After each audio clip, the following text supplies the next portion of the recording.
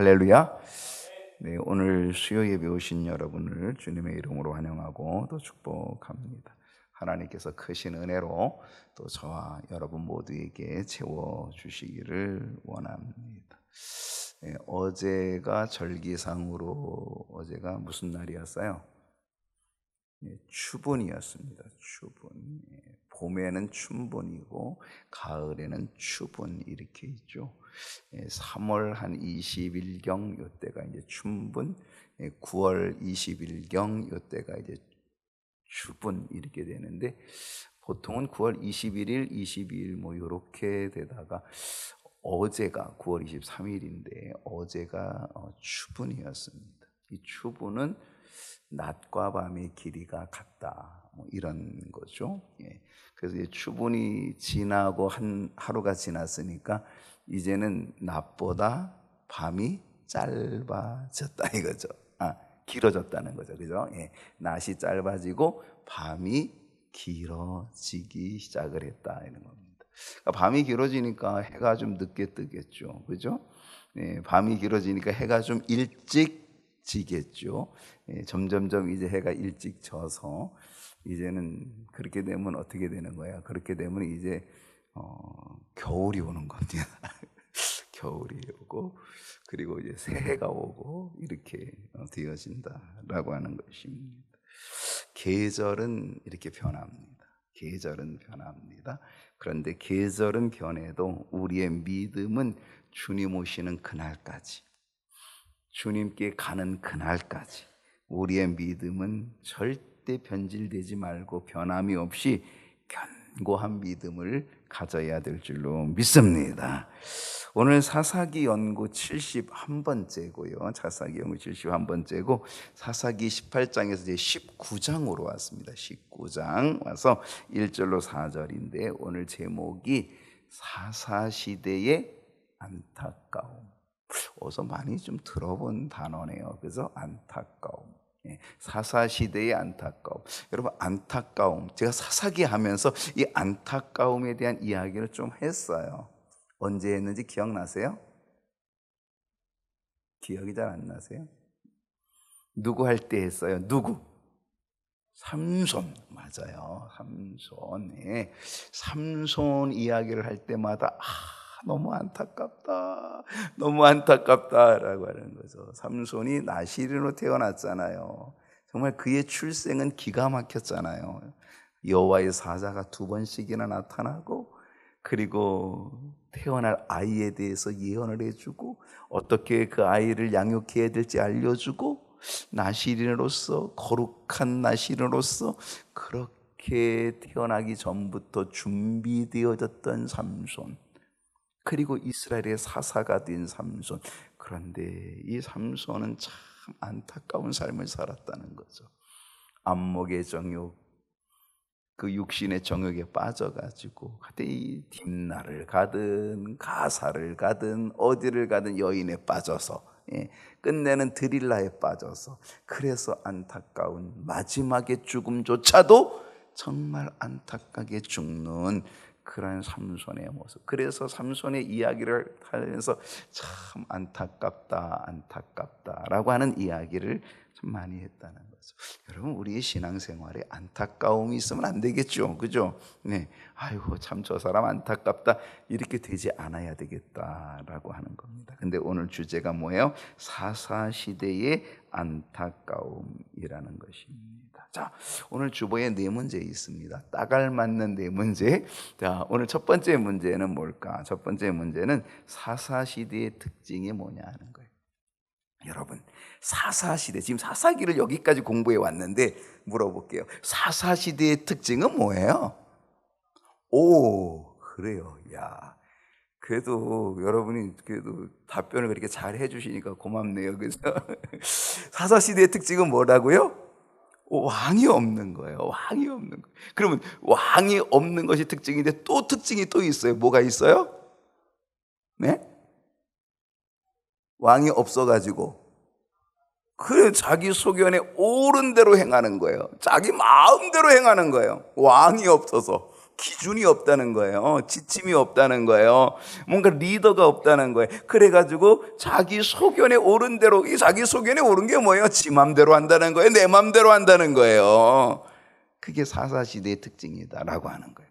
자, 이제 잊어버리지 않겠죠? 자, 사사시대의 특징은 왕이 없다. 그리고 왕이 없어가지고 자기 소견에 오른 대로 마음대로 했다. 자기 마음대로 했다. 자기가 법이야. 자기가 기준이야. 자기 생각이 이렇게 했던 것. 이게 사사시대의 특징이다라고 보면 되는 거죠. 자, 1절입니다. 자, 1절 한번 읽어볼까요? 1절 시작. 이스라엘의 왕이 없을 그때에 에브라임 산지 구석에 거류하는 어떤 레위 사람이 유다 베들레헴에서 첩을 맞이하였더니, 사사시대의 특징이 여기 나왔네요. 이스라엘의 왕이 없을 그때에, 이게 바로 사사시대의 특징이었다는 거죠. 왕이 없던 때라는 겁니다. 그래서 인간은 자기 소견에 오른 대로 행하였다. 이게 사사기 전체의 주제라는 것이죠. 여기서 왕이라는 거는요, 정치적인 왕, 여기서 왕이라는 거는 제도적인 왕, 물론 그것도 중요해요. 그렇지만은 정말 여기서 왕은 정치적이고 제도적인 왕 그것뿐만이 아니라 뭐예요? 하나님이 나의 왕이 돼요. 영적으로. 영적인 왕이 있어야 되는 거죠. 그 영적인 왕이 누구다? 하나님이다. 하나님을 왕으로 모셔야 되는데, 하나님을 왕으로 섬겨야 되는데, 그런데 하나님을 왕으로 모시지 않고 섬기지 않음으로 인하여 인간은 자기 소견에 옳은 대로 행하고, 그리고 그 옳은 대로 행한 게 옳은 길이 아니라 오히려 타락의 길, 방탕의 길, 하나님이 볼 때는 영적 암흑의 길, 이 길을 걸어가는 거예요. 그래서 이 사사시대는 점점 영적인 암흑 시대가 되는 거예요. 지금도요, 하나님이 나의 삶의 왕이 되지 못하면 우리 모두 다 자기 기준에 따라서 내 소견에 옳은 대로 행하고, 그래서 어떻게 세상의 풍요에 빠져가는 거죠. 세상의 가치관에 빠져가는 거죠. 육신의 정욕, 안목의 정욕, 이생의 자랑에 빠져 버리고 만다라고 하는 사실이죠. 자, 오늘 1절 말씀 다시 보면요, 이스라엘의 왕이 없을 그때에, 이게 사사시대의 특징입니다. 에브라임 산지 구석에, 산지 구석에 거류하는 어떤 누가? 레위 사람. 이 레위 사람이 또 나오네. 우리 지난번에 레위 청년 나왔죠. 레위 청년. 그 레위 청년이 누구였어요? 요나단이었잖아요. 누구였어요? 요나단이 모세의 손자였어요. 여러분, 모세의 가문 직계라니까요. 모세의 아들이 게르솜의 아들이 요나단. 그러니까 모세의 직계 손자였는데 이 레위 청년이 어떻게 했어요? 우상숭배의 미가의 집에 개인적 우상숭배의 제사장이 돼버리는 거예요. 그리고 어떻게 단지파에게 가지는 회유등에서 끌려가다시피 한 거죠. 그 단지파에게 가가지고 단지파의 우상숭배의 제사장이 되는 거예요. 그리고 그 요나단의 후손이 단지파의 제사장이 되었다는 거예요. 계속적으로. 그게 무슨 제사장이에요? 우상숭배의 제사장이 된 거예요. 여러분, 그렇게 귀한 모세 가문에, 그것도 직계의 손자가 그렇게 됐다는 거예요. 오늘 여기 또 레위 사람이 또 나오네요. 그 레위 청년이 아니고 또 다른 레위 사람이 여기 또 나오고 있다라는 거예요. 그런데 오늘 여기에 나오는 이 레위 사람은 유다 베들레헴에서 어떻게 했다고요? 첩을 맞이했대요. 아이고. 지난번 레위 청년은 그 우상숭배의 제사장이 돼가지고, 이번에 레위 청년은 레위 사람은 어떻게 했대? 베들레헴에서 첩을 맞이했다는 거죠. 여러분, 레위인이 누굽니까? 레위 사람이 누굽니까? 제사장 계열의 사람입니다. 구별되어서 하나님의 성막을 섬기며 이스라엘 백성들의 영적인 지도자로 그들을 말씀으로 가르치는, 양육하는 그런 영적인 리더, 그게 바로 레위 사람들이거든요. 그런 레위 사람이 지금 자신의 사명의 길을 잃어버리고 자기 소견에 옳은 대로 행하고 있다는 거예요. 왜? 그에게 영적인 왕이 없는 거예요. 영적인 왕인 하나님이 그에게 없는 거예요. 그래서 그는 자기 소견에 옳은 대로 행해버리고 마는 거예요. 조금 아는 사람이 자기 소견대로 하면요, 그건 정말 무서운 일이에요. 그리하여 이 레위 사람이 유다 베들레헴에서 첩을 맞이했다는 거예요. 제사장 계열의 하나님의 종이라 하더라도 하나님을 왕으로 모시지 않으면 세상의 풍족에 휩쓸려서 타락할 수 있다는 사실이죠. 여러분, 그리고 이 레위 사람의 이 일로 인하여서, 이 첩을 맞이하는 이 일로 인하여서, 이 일탈로 인하여서 이 작은 불순종의 일이 어떤 일이 벌어지는지 아십니까? 이스라엘 전체 전쟁에 휩싸여 내전이 일어납니다. 전쟁으로 일어납니다. 여러분, 지금 우리가 지금 이 사사기를 보고 있는데, 사사기 지금 오늘 몇 장이면 19장이잖아요. 사사기가 21장까지 있어요. 19, 20, 21 세 장 남았어요. 근데 이 19, 20, 21장 오늘부터 시작하는 이 이야기가 바로 오늘 이 레위 청년이, 이 레위 사람이 첩을 아내로 첩을 맞이한 바로 이 일로 인하여서 어떤 일들이, 어떤 전쟁이, 내전이 이스라엘 안에 벌어지게 되었는가라고 하는 그 엄청난 일을 이 세 장을 통하여서 우리에게 보여주고 있다. 정말 한 사람의 작은 불순종이, 한 사람의 이 잘못된 길이 이스라엘 전체를 전쟁으로 빠뜨려버리는 엄청난 비극이 오게 되었다라고 하는 것입니다. 정말 중요한 것은요, 우리의 삶에 왕이 있어야 합니다. 누가 왕이어야 된다고요? 내 자신이 왕이면 안 돼요. 여러분, 오늘 우리의 이 중심에, 내 중심에 이 왕자에 내가 앉아 있으면 안 돼요. 나는 절대 왕이 되면 안 돼요. 이곳에 내 왕자에 누가 있어야 되냐? 하나님이 계셔야 돼요. 하나님이. 오늘 우리는 언제나 이것을 고백해야 돼요. 하나님은 나의 왕이십니다. 언제나 하나님이 나의 왕이 되게끔 하는 것, 이게 정말 중요하다. 두 번째 문제로 갑니다. 레위 사람의 첩의 문제는 무엇입니까? 자, 이 레위 사람의 첩의 문제가 뭐냐? 2절을 보겠습니다. 자, 2절 한번 읽어봅니다. 그 첩이, 시작. 그 첩이 행음하고 남편을 떠나 유다 베들레헴 그의 아버지의 집에 돌아가서 거기서 넉 달 동안을 지내매. 레위 사람이 맞이한 이 첩이 뭐 하였다고요? 행음하였다라고 이렇게 되어 있습니다. 여기서 행음이라고 하는 이 히브리어가 자나라고 하는 히브리어인데요, 이 히브리어 자나라고 하는 뜻은 뭐냐면 창기와 같이 직업적인 음행을 한 자라고 하는 뜻입니다.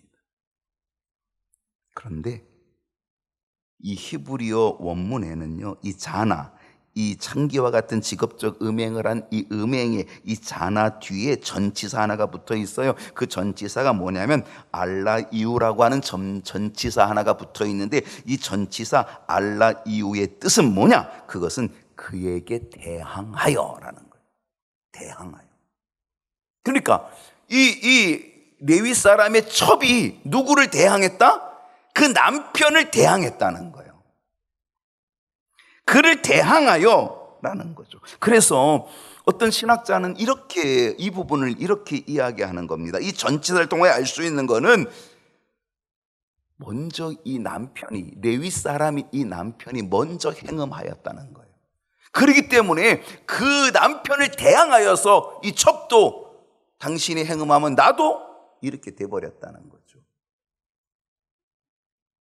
그래서 그 전치사가 붙어 있다라고 하는 거예요. 근데 그 전치사가 바로 오늘 우리 개역 성경에는 해석이 되어 있지 않고 그냥 행음했다라고 하는 것만 되어 있어요. 근데 다른 성경, 즉 그 헬라어로 되어 있는 70인역이라든지 그다음에 영어의 다른 일부분의 성경들이 번역할 때는요, 뭐라고 번역을 했냐면 바로 그 남편을 싫어해서 이렇게 돼 있어요. 그러니까 행음했다라고 하는 이야기는 오히려 없고, 오히려 남편을 싫어, 이 첩이 남편을 싫어해서 떠났다, 이렇게 되어 있다라고 하는 겁니다. 아무튼 왕이 없던 사사시대에는요, 자신이 왕이었어요. 그러므로 언제나 자기 소견에 내 마음대로 행하게 되었다는 거예요. 근데 여러분, 왕이 없어서 자기 마음대로 행하였던 것이 꼭 사사시대만의 특징일까요? 그래요? 사사시대 특징일까요? 제가 사사시대 특징을 여러분에게 얘기했어요. 맞아요. 근데 그것이 정말 사사시대만의 특징일까요? 아니에요. 실상 언제든지 우리는 자기 소견에 옳은 대로 행할 수 있어요. 특히 나에게 왕이 없으면, 그리고 내가 왕이 되면 우리는 얼마든지 자기 소견에 옳은 대로 행하는 거죠. 내 마음대로 하는 거죠. 그러므로 우리에게는 반드시 뭐가 있어야 돼요? 왕이 있어야 돼요. 그리고 그 왕은 결코 내가 되어서는 안 되는 거죠. 하나님이 나의 왕이 되셔야 되고요. 그래서 왕이신 하나님의 뜻을 다 찾고 하나님의 뜻을 순종할 수 있다는 거죠.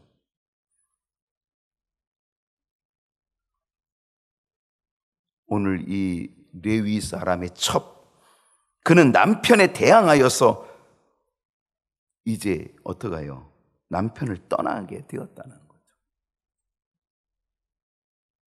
그리고는 어디로 갔어요? 친정집, 아버지의 집, 유다 베들레헴으로 가서 거기서 얼마 동안을 지내냐면 넉 달 동안을 지냈어요. 넉 달이라고 하는 거는 긴 세월이에요. 여러분, 넉 달은 계절이 변해요. 그렇죠? 넉 달이면 계절이 변해요. 여름도 넉 달이면 변해요.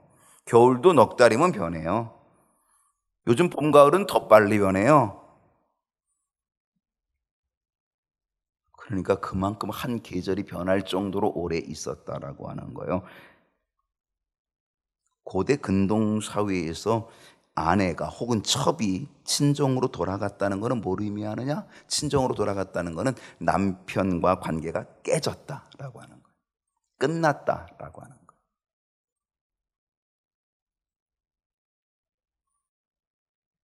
아까도 얘기했지만 일부 번역본 70인역 번역 성경이나 번역 성경이나 아니면 영어 일부 번역본에는요, 이 첩이 단순히 남편을 싫어하여 떠났다라고 번역했어요. 그래서 행음보다 남편과의 갈등, 다툼으로 친정으로 돌아갔다라고 그렇게 번역이 돼 있다는 거죠. 여러분, 이 갈등에서 시작한 비극이 점점 커져서 끝내는 어떻게 된지 아세요? 바로 이 일로 인하여서 이 한 집에 이 레위 사람의 이 갈등, 그리고 레위 사람의 이 첩의 문제, 바로 이거로 인하여서 결국은 어떻게 해요? 이스라엘 전체의 비극적 전쟁이 일어나게 된다는 거예요. 여러분, 우리 인생의 문제도요, 여러분, 작은 것에서 시작이 돼요. 작은 것에서 시작이 되는 거예요. 대부분이 그래요. 왕을 잃어버리면, 하나님이 왕이 되지 않고 내가 왕이 되면 결국 우리의 결국은 걷잡을 수 없는 파멸의 길로 가기 쉽다는 거죠. 우리는 기도해야 돼요. 하나님, 언제나 나의 왕이 되어 주옵소서. 하나님은 나의 왕이십니다. 언제나 우리는 이 고백을 가져야 될 줄로 믿습니다. 사실은 시편을 보게 되면은 다윗은 왕이었잖아요. 그죠? 다윗은 정말 왕이었죠. 최고의 왕이었죠. 다윗은 이스라엘의 두 번째 왕인데 정말 전성기를 이루었죠. 사울 왕은 일대 왕이었지만은 그냥 조그만 나라를 다스리는 왕이었고요. 이 다윗은 정말 그 통일 왕국을 이루어서, 그래서 그 나라 전체를 다 다스리죠. 통일 왕국을. 그 전쟁을 많이 했어요. 그 전쟁을 많이 해서 통일 왕국을 이루어요. 그 전쟁을 많이 하다 보니까 성전 짓는 것도 하나님이 허락하지 않았어요. 너 피를 많이 흘려서 안 돼, 이렇게까지 할 정도로. 하여튼 그만큼 전쟁을 많이 하면서 그 나라를 견고하게 통일 국가를 이루어 갔던 그 사람이 누구예요? 다윗 왕이에요. 정말 다윗이다. 그는 왕이에요. 진짜 왕이었어요. 근데 다윗은요, 그런 왕이었음에도 불구하고 다윗은 이렇게 고백하는 거죠. 언제나 그에게는 이런 마음이 있는 거예요. 어떤 마음이냐? 여호와는 나의 목자시니라는 거예요. 그가 자기가 왕이잖아요.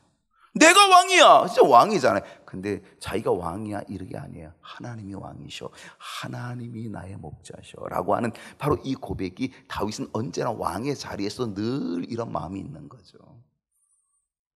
여러분, 우리의 환경이 어떠하든지 하나님이 나의 목자, 하나님이 나의 왕이시라고 하는 이것은 변치 않아야 될 줄로 믿습니다. 자, 세 번째로 갑니다.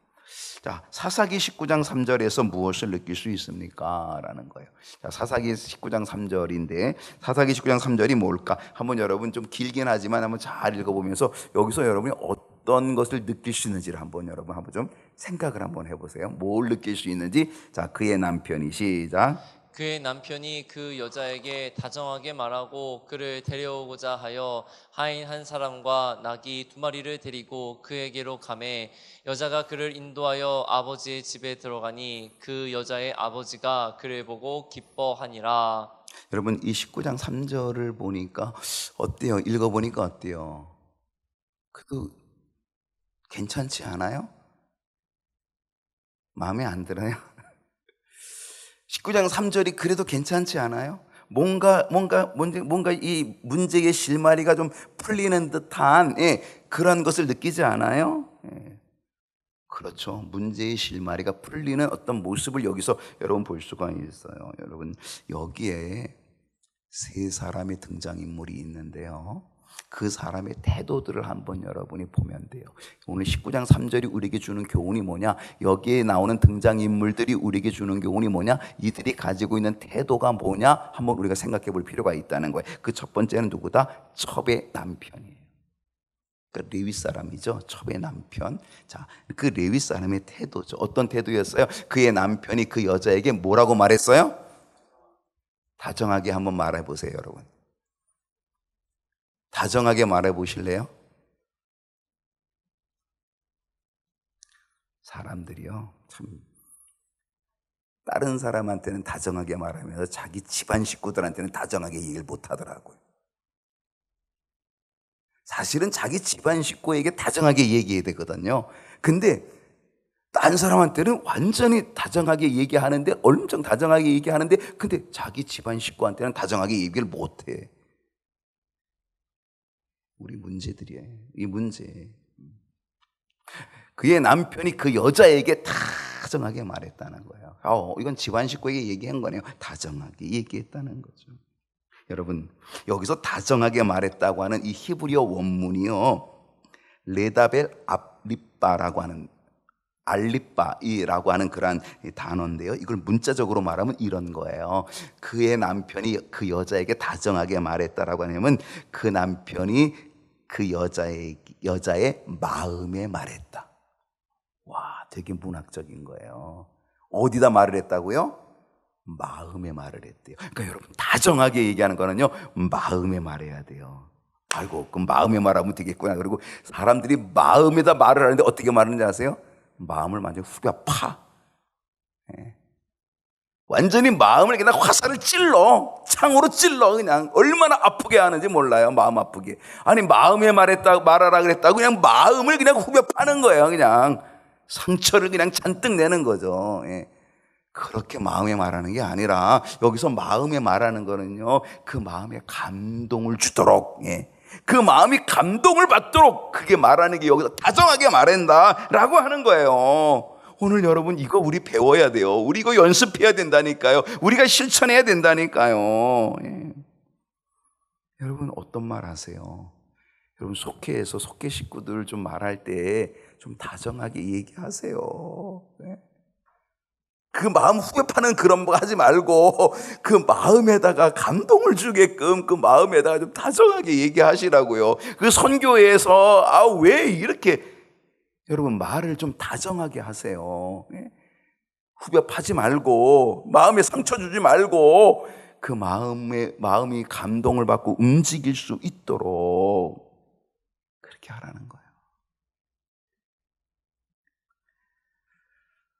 우리는 마음을 움직이게 하는 다정하게 말하는 훈련이 필요해요. 그러면서 어떤 태도를 가졌어요? 그의 남편이 그 여자에게 다정하게 그의 마음에 말하고 그 마음에 감동을 주는, 그 마음에 따뜻하게 다정하게 말했다는 거예요. 그리고 뭐 했어요? 그를 데려오고자 하여 하인 한 사람과 나귀 몇 마리? 2마리. 왜 2마리예요? 왜 2마리예요? 누구를 데려오는 거예요?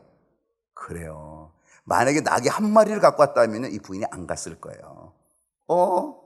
이것 봐라, 나를 데리러 온다 그러고 지만 타고 가려고 한 마리 데리고 왔네, 이렇게 되는 거죠. 근데 지금 이 남편이 자기 첩을 데리고 다시 집으로 데려가기 위해서 낙이 몇 마리 데리고 왔어요? 2마리. 이걸 뭐라 그래요? 이걸 배려라 그러는 거예요. 배려. 여러분, 우리는 말로 다정하게 해서 그래서 마음에 감동을 주는 것뿐만이 아니라 우리는 이 배려하는 행동도 필요해요. 말뿐 아니라 배려하는 행동. 배려해야 돼요. 근데 사람들이요, 배려심이 별로 없어요. 같이 밥을 먹어도요, 맛있는 반찬이 있잖아요. 그러면 어때요? 남이 먹을까봐 그냥 후다닥 그냥 젓가락으로 후다닥 얼른 먹자 그러고 배려심이 없는 거예요. 뭐 남이야 어찌든 나만 먹어야 되겠다, 나만 배부르면 되지, 그러고 그냥 막이야. 좀 배려해서 요게 몇 개니까 이거 어떻게 나누면 좋겠다, 좀 이게 배려하는 게 없는 거죠. 그냥 먹고 보자 이거죠. 먹고 보자. 남이야 어찌든 내 배만 배부르면 된다 이거죠. 여러분, 오늘 우리가 그만큼 이기적이에요. 오늘 이 남편은요, 이 아내를 데려오기 위해서 하인 한 사람과 나귀 2마리를 데리고 간 거죠. 그것은 바로 그 아내를 태워오기 위한 배려였다는 거죠. 여러분, 배려하는 마음, 이 마음을 우리는 훈련해야 돼요. 배워야 돼요. 자, 그리고 나서 이제 2번째 사람이 나타나는 거죠. 그 2번째 주인공은 누구냐 하면 바로 이 첩이에요. 이 첩은요, 그 남편이 다정하게 말해서 그의 마음을 움직이고 있고, 그리고 나귀 2마리를 가져와서 자기를 태워가려고 하는 이 배려의 모습을 보게 되는 거죠. 그러니까 어때요? 마음이 열리는 거예요. 넉 달 동안 지금 그 친정에서 지금 이제 완전히 끝났어, 그러고 이제 친정에 왔는데 지금 데리러 왔잖아요. 그러니까 마음이 열리는 거예요. 그래서 어떻게 했어요? 여자가 그를 인도하여 아버지의 집으로 들어갔다는 거예요. 여자가 그를 인도했대요. 여자가 남편 내쫓지 말고 가라 그러지 말고 안고, 그리고 인도해서 그 아버지 집으로, 자기 아버지 집, 친정 집으로 들어오게 했다라고 하는 거죠. 여러분, 이 여인이 어떤 여인이었어요? 남편을 대항하여서 떠난 여인이었어요. 남편이 남편을 싫어하여서 친정집으로 돌아온 여인이었다라고 하는 거예요.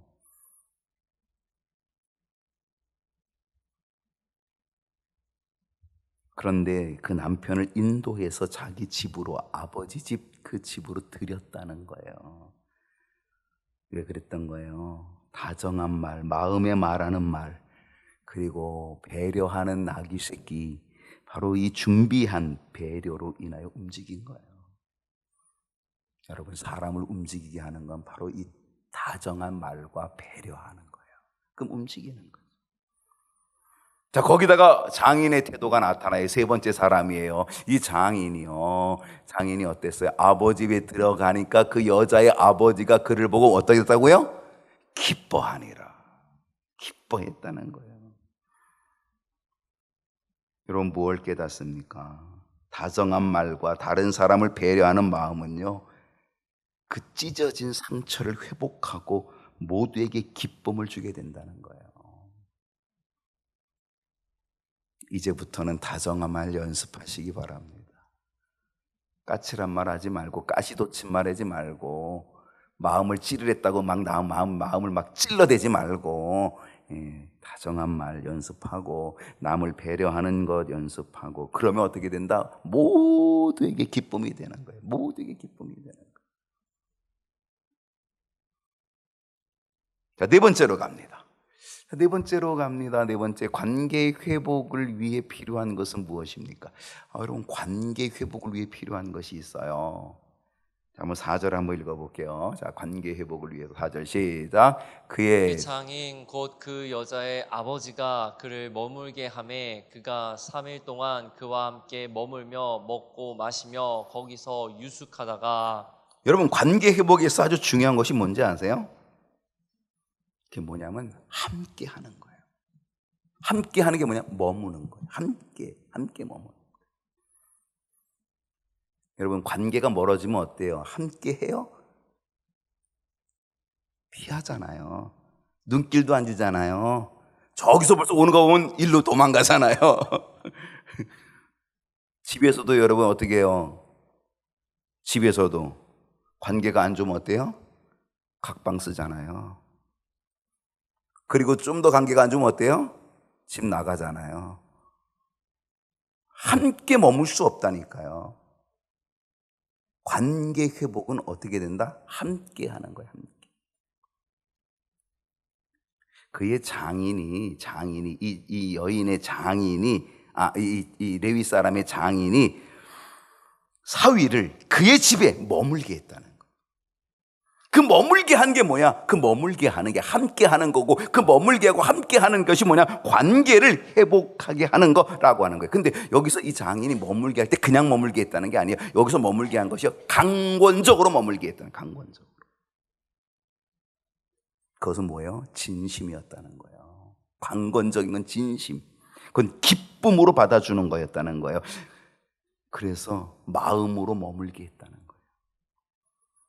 여러분, 관계가 깨지면 머물 수 없어요. 관계가 깨지면 함께 있지 못해요. 떨어져요. 갈라서요. 우리 주님께서요, 이 관계를 아주 중요하게 말씀하신 게 있어요. 관계를. 어떻게 말씀하셨냐면요, 요한복음 15장 4절을 보게 되면 이렇게 말씀했어요. 내 안에 거하라. 주님 뭐라 그랬어요? 내 안에 거하라. 머물라는 거예요. 주님 안에 머물러 있으라는 거예요. 여기서 거한다는 건 뭔지 아세요? 집을 짓고 있으라는 거예요. 집을 짓고, 거기에 집을 짓고 함께 있으라라고 하는 거예요. 내 안에 집을 짓고 함께 살자, 이런 얘기예요. 여기 거하는 거예요. 내 안에 거하라, 나도 너희 안에 거하리라 라고 하는 거예요. 그럼 어떻게 돼요? 그러면 열매가 맺는 거예요. 가지가 포도나무에 붙어 있지 아니하면 스스로 열매를 맺을 수 없는 거예요. 여러분, 함께 있지 못하면 관계가 깨지는 거예요. 열매가 없어요. 기쁨의 열매 없어요.